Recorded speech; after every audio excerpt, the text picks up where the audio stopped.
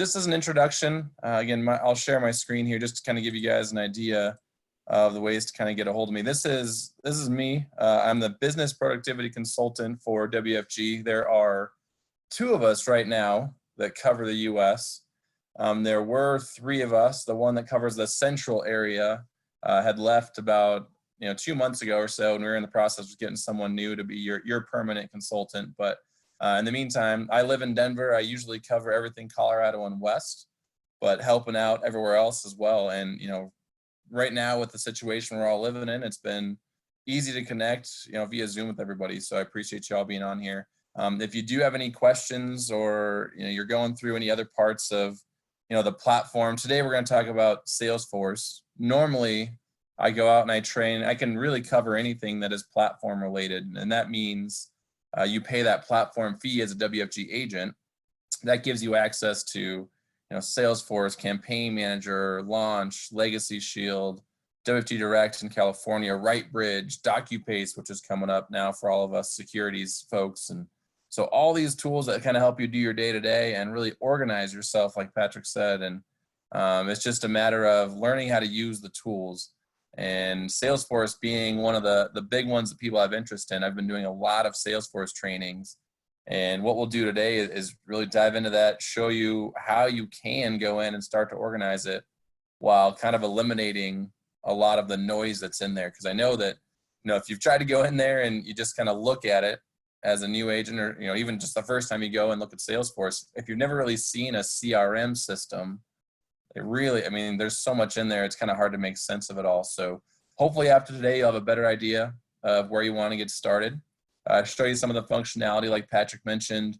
There are some areas, so in New York, for instance, any New York client that you're trying to do a piece of business for, so all of our Northeastern friends that are dealing with clients living in New York, they actually have to use Salesforce by using the opportunities function, and you can go as far as even submitting an application all the way through in the system. So we'll go through all that.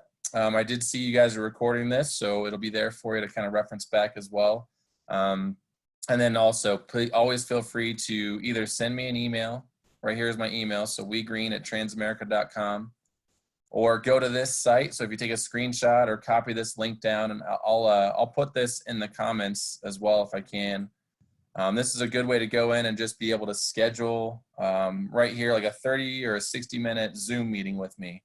So as you're going in there and messing with things and trying to click around, as you come up with questions, this is a good way to get a hold of me. So my background, I started out, actually I was coded as an agent in WFG about 8 years ago in Denver, Colorado here. I did that for about 8 months, and then I had a lot of friends that were on the sales desk for Transamerica variable annuities. And so that sales desk is here in Denver. So I sat on that for about 6.5, 7 years, and got the opportunity to come back over to WFG. We just started this last September, October is when we got hired on. And it kind of coincided nicely with this new version of Salesforce that launched. So just to kind of dive right into it, anybody that is life licensed now with Transamerica, or with WFG, I should say, will have access to My WFG. And then in order to find your Salesforce, it's under your My Business tab. And you probably haven't seen it over here because you were distracted by all your big commission numbers and all that kind of stuff, but it's hiding up here in the top right. And it's either say Salesforce or My Sales. Either way, it takes you to the same place. And you can see it gives you access to your Salesforce and all that kind of stuff. So if you click on this arrow, it's a single sign-on that takes you through. It's the secure login. Since you have to go through My WFG and go through that server, that's how we make sure we're keeping all the data in here safe. So you'll never be able to go like just to salesforce.com and be able to log in outside of the server. You'll always have to go into the WFG server first in order to get in here. So good and bad. I mean, good because that makes it secure. Bad because if something does happen with the server with WFG, which, it's only happened, I think, once since I've been a part of the company, but, it does happen. So there might be ways when you don't have access to this. For that instance, I would say download the mobile app, which I'll show you here at the end as well. But if you download the mobile app, that kind of gets you into the system here, and you can kind of access everything that you have in here. So you're not always just totally locked out. So you put a whole bunch of information in here. There should always be a way to access it, regardless of a server or something like that. But when you log in for the first time, I mentioned that this did just launch last October. Right, it's this new version of Salesforce called Wealth Management. We just opened up, rolled out to the field as of last October, and it's kind of a function of a long 9-month effort of the Salesforce team. So we'd had versions in the past that if you tried to use those, you know that they were pretty bland. They didn't look this nice, and they really didn't do a lot. They were pretty much just like an expensive phone book is what it was referenced to. But now, as far as all the new functionality, they've moved in some Salesforce employees, as well as some coders and all those folks. They actually moved into the home office last year in January and spent about 9 months building out this version for us. And so calling on to field reps that were using systems and things like that and building this out for us. So make sure it says wealth management. If it doesn't, click on this box, the little dots over here, and the first option should be wealth management. So once you click on that one time, you should always be logged into this one. You shouldn't have to do that more than one time. But it might say financial services or agent one, or just say Salesforce, for instance. But just make sure you want to be on wealth management when you go in here. So what's cool about this is it's actually a custom version of their tool for just WFG agents. So, Salesforce are the biggest company in the world that does what they do. They make CRMs, client relationship managers, for any kind of organization you can imagine. So service companies. I worked at a bowling alley that used Salesforce for logging like our point of sale transactions, things like that. Like they build out programs for everything. Even Amazon uses Salesforce to track all of your data.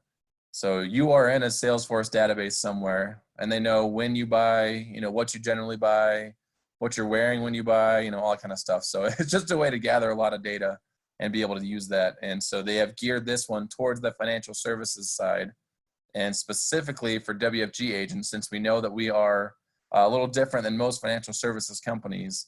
This was actually custom made for us to be able to use. So hopefully you see some of that as we go through. Again, what I want to do is kind of touch on this homepage that you're going to see when you log in, and then eliminate some of the features up here that you don't need to worry about, and kind of focus in on these three. So accounts, opportunities, leads, and referrals.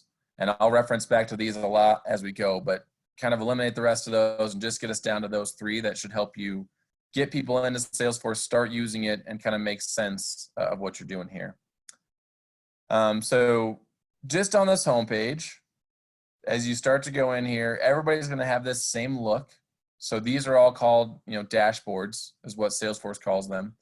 The one that you might notice right away is alerts. So if you've been doing some business in IGO, so if you've done any Pac Life, Transamerica, Nationwide cases, generally all of those are feeding into a system called Agent One.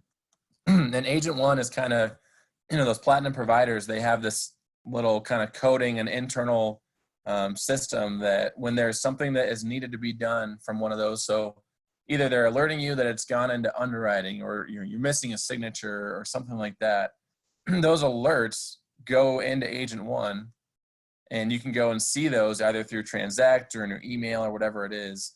In Salesforce, they actually sync in here, so their name, the client's name, phone number, and email will show up under alerts. So, a lot of times it's just a way for you, when you log in, your most recent clients that you've been working with, they show all their name and contact information show up on the home page. So it's easy if you needed to call them or whatever it might be. So that'll start to show up there. You should see some names.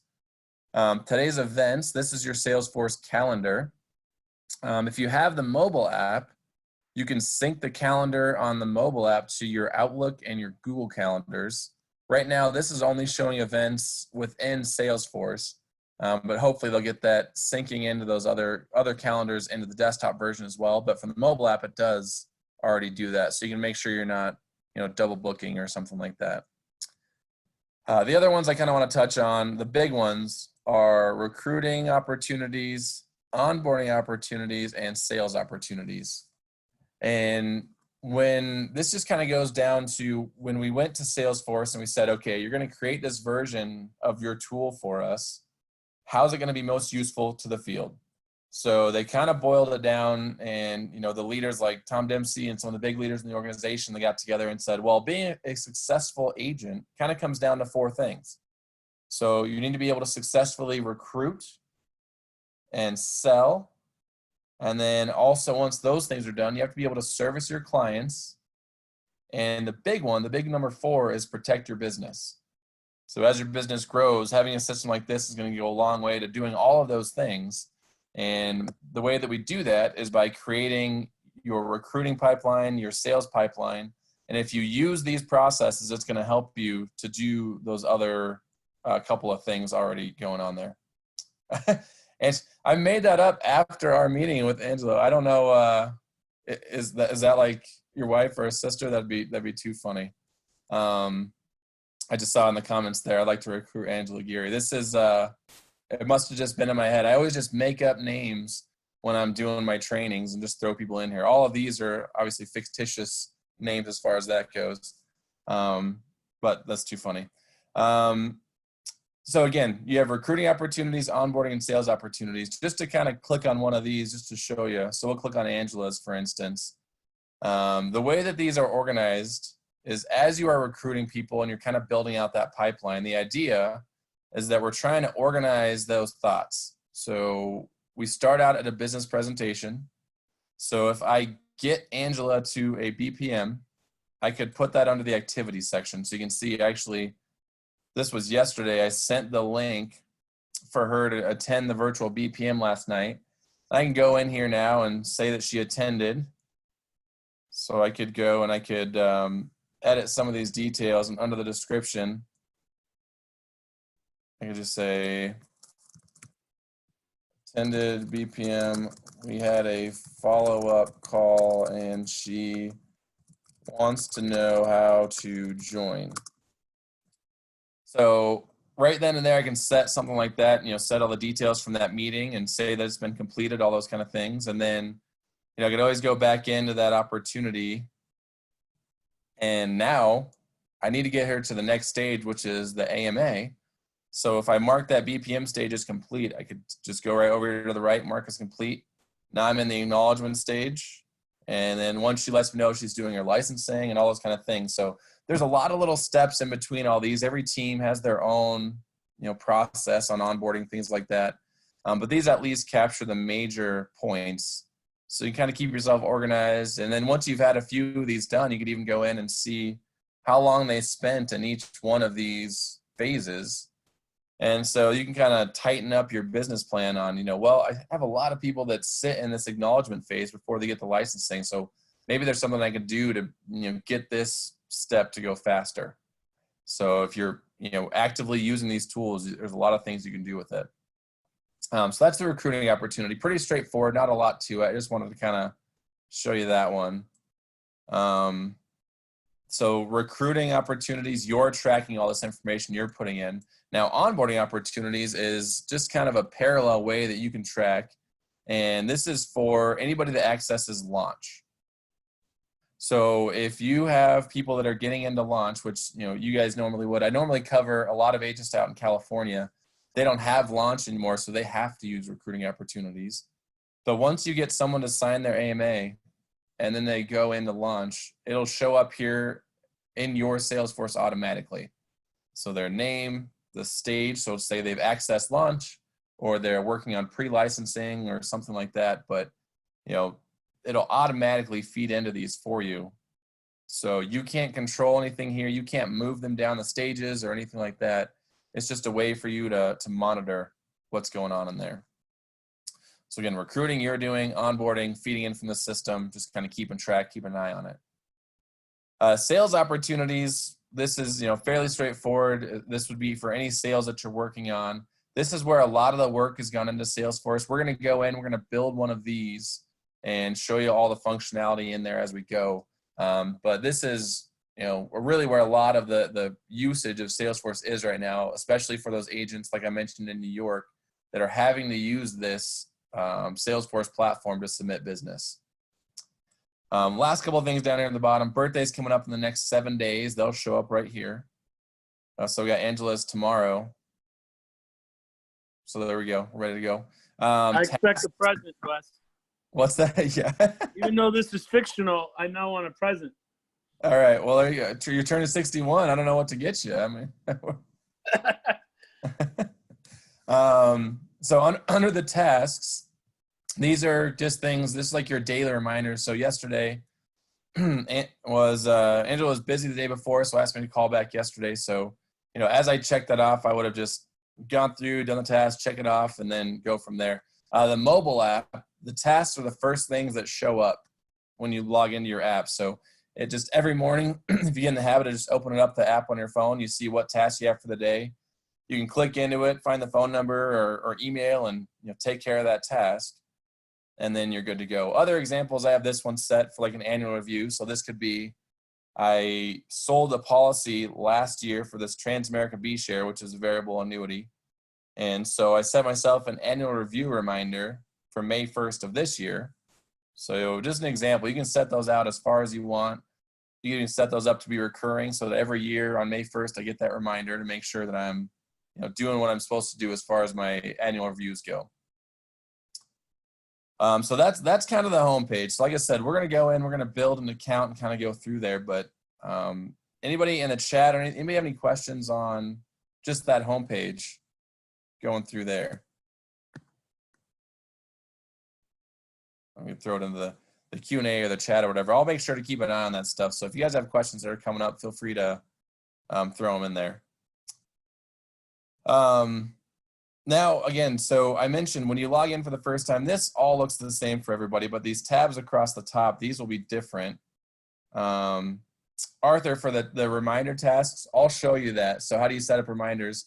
As we go into here, I'll show you. You can just set up a new task from here, but the more efficient or the better way to do it, I think, is actually from a specific area. So as you're working through here, I'll show you different ways where you can do that. All of these will be different for you, right? So your tabs won't look the same as mine. You can actually click and drag and organize these however you want. So, and then if you go under more, here are all the other options that you have available. So, contacts is one. So you might see contacts up here, but just a big hint in this version of Salesforce, we don't really use contacts all that much. We use accounts or leads and referrals. So if you have contacts up here, just grab it, drag it, and drop it like that. See, now it's there. I can just drag it under the more, and then it disappears. So again, that's one of the main things that I usually recommend to do. Michael, yeah, so you just said right there that you have 805 clients loaded in there. So I'll show you that right now. So you might go in here and see that you have some clients already put in here. Again, I mentioned focus on accounts, opportunities, leads, and referrals. These total clients are showing how many accounts you have built into Salesforce. So if you wanted to see who's in there, if you click on accounts, it always shows recently viewed. So if you haven't been in here, you won't really have anything. You'll have to drop this down and go to all accounts. And if you hit that pen right here, that'll make sure this is the view that comes up all the time instead of recently viewed, if that's what you wanted to see. But the people that have fed into accounts are coming from any IGO application that you've done. So anything over the last 6 to 8 months in IGO that you've done, those have generally come in and created an account for that person and a corresponding sales opportunity. So that's one. Two, any of your recruits, as they get licensed, as they get put into the system, they then show up under your accounts as well. And then the third big one is campaign manager. So if you've linked up your campaign manager with your Salesforce, then all of those people that are contacts in campaign manager come over as accounts in Salesforce, and then vice versa. If you add in an account in Salesforce, they'll feed back into campaign manager as well. So that is probably where the vast majority of those folks have come into. See another chat question come in here. Yep, so Arthur, I know one of the big things that we're trying to do is make this import tool over here. So one of the things you could do is add a new account or import accounts. So if you have another CRM that you're using that has, or another database of some kind that has all of your client accounts and things like that, you can import those in here depending on how much information you want to do. So right now, the import tool is really only, stable enough as far as what I've noticed to import like first name, last name, mailing address, phone number, email, just the basics. If you try to do too much more than that, it really doesn't do a great job of bringing it all in. But that is one of the major things they're working on. Is I know a lot of agents have used Redtail and other type of CRMs. And so we're working on what we're going to call the easy button. So then you'll be able to, it'll just kind of match up fields for you and bring in a lot more information as we go. So if you have a big CRM, you can just put in the basic information and then backfill the rest, or wait a couple of months until hopefully July, August, when we're going to have access to a new import feature, which will make it a lot easier to get that stuff in here. But accounts, these are going to be your people that are your existing clients or your prospects, people you're working with actively right now. So that's going to be where all those things are right there. The leads and referrals, this will be just your pure prospects. So they're not in your active pipeline yet. These are just your pure prospects, but you can import into either one of these.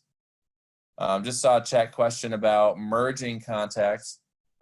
Yes, that is something, Lisa and Phil, that we're going to be getting ramped in here as well. So from this all accounts, one of the things that Salesforce can do is, because I've used different versions of Salesforce over the last few years, if I had two Alexander Johnsons, I would be able to click on both of those and then merge those accounts together in case there was a duplicate that was created. Right now, that is not unlocked for us. So what you'd have to do is just find the one that has more information, and then, or just put all the information into one of them, and then you could delete the other account out of there. So there are ways to kind of do it. It's kind of a manual process right now. But as we start to expand and do more and people get more things in here, you'll be able to delete some of those duplicates or merge them together. So that's the accounts. Like I mentioned, anybody that you're working with or our existing clients, you want them to have an account profile, because there's a lot of places in here to gather information. So let's say that I've got someone, I'm one of those New York agents that I have a new client that I'm working with, and I'm ready to start going into, building all that out in Salesforce so that I can sell them a term policy, for instance. Really any product you wanted to work with, where you'd want to start is by putting the account into Salesforce. So if they're not already in here, you could drop this down and go to new, or go to new over here. Either way, it'll take me to the same spot. And so I'm going to create a new account. Now, different options. Most of the time, person account at the bottom is what you're going to make. So person account is when that's an actual, obviously, person that you're putting in. If I have multiple person accounts, so if I have like Mr. Smith and Mrs. Smith, and they each have their own person account, I could create a household, and then the household would be able to link those two together. So I could stick them both into this household account. That way, if I'm looking at them, I know one is there and they're married to that person. You never forget about that kind of stuff. Michael, on your message there in the Q&A about working through IGO, I'll show you a kind of a best practice for that. Some of the things that are getting held up in IGO would be if you've let yourself get logged out of MyWFG when you were trying to do that through Salesforce, or if you need to clear out your cookies. That's one thing that I recommend everybody does when they get in it for the first time is, just get in the habit of once a month clearing out your cookies, and everything runs a lot smoother. So I'll show you that as we get in there, as we go. So household, linking family members together. Affiliation, linking people that maybe they're not family members, but they are just some other kind of affiliation. You can link them together that way. The business or the institution, this is if the actual business or institution were your client. So if you had a 401k or a group plan or something like that, that's where you would use those. But again, most of the time we're going to do person accounts. So I can click next here. All I have to have is a last name. So I don't have to have a whole ton of information. But let's just go in and I'll say this is Harry Weidman. Just making up a name. I'll throw in a phone number and an email.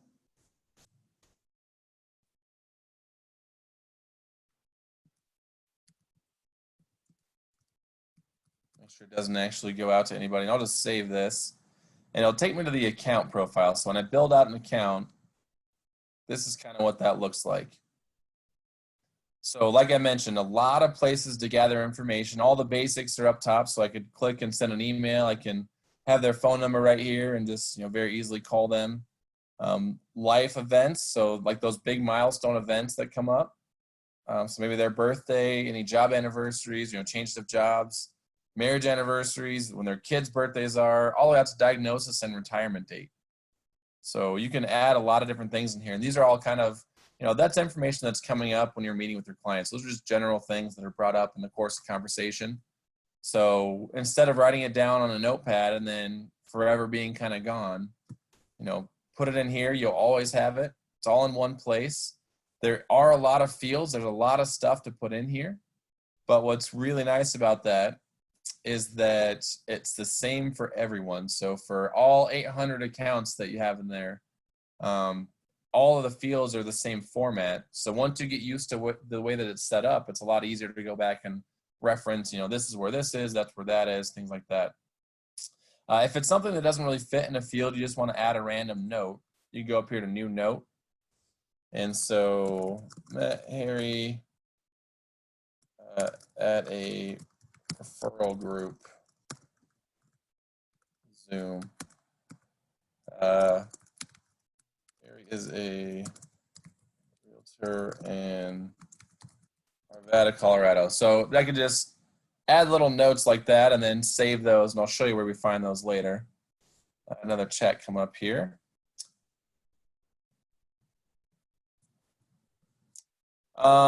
So Arthur, as far as the email goes down here, the email that loads in here automatically is your TFA Connect if your securities licensed, or whatever you have linked that you get your WFG emails from, for the most part.